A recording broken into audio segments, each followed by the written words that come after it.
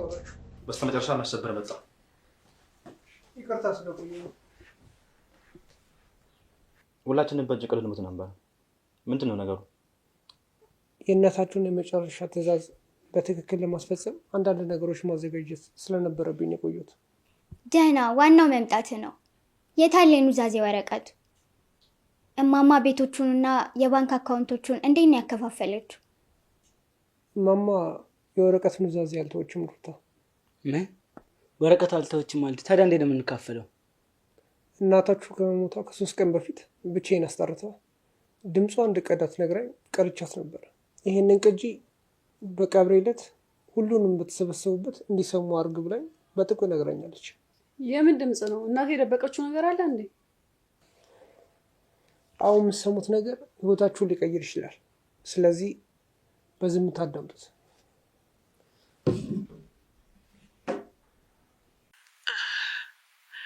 ልጆቼ ዮቶር፣ ኤፍሬም፣ ጸጋና አንቺም የልጄ ሚስት ሩታ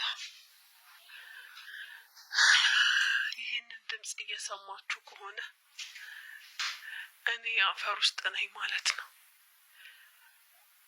ሁላችሁም እኔ ስታመም የተጨነቃችሁ ያዘናችሁ መስላችሁ ነበር።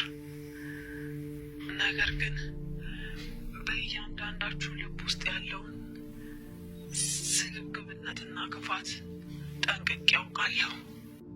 ወይኔ አምላኬ፣ ሞታ እንኳን አትሆንም እንዴ? ይህንን ቤት የሰራሁት በደሜና በላቤ ነው።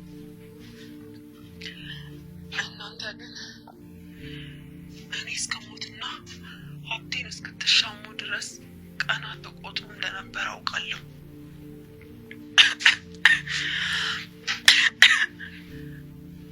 ነገር ግን አንድ የማታውቁት ትልቅ እውነት አለ። ምን አይነት እውነት? እናቴ የምንነግረን ነው? ዶክተሮቹ የኔን መታመም ከእድሜ መግፋትና ከልብ ህመም ጋር ያያይዙትም። እውነታው ግን ያ አይደለም። እኔ አልጋ ላይ እንድተኛ የተደረኩት በበሽታ አይደለም። ምን በሽታ ካልሆነ ታዲያ ለምንድን ነው?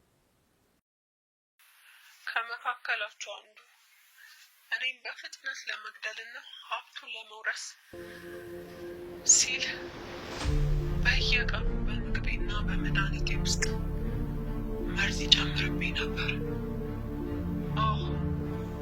አሁን የተገደልኩት በራሴ ልጅ ነው።